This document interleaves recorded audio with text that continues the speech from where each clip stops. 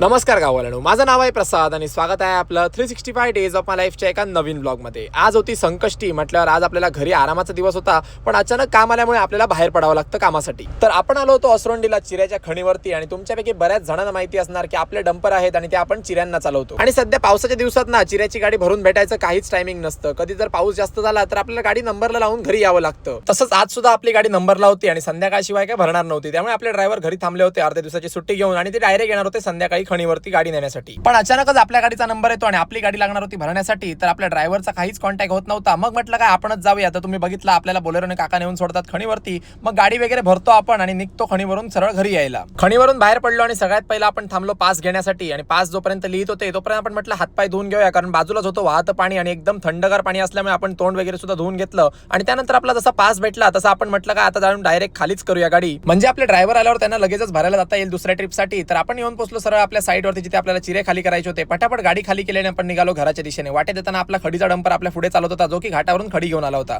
So finally असा होता आजचा आपला दिवस। आणि तुम्हाला व्हिडिओ आवडला असेल तर व्हिडिओला लाईक करा, शेअर करा आणि आपल्या चॅनलला नक्की सबस्क्राईब करा। थँक्यू।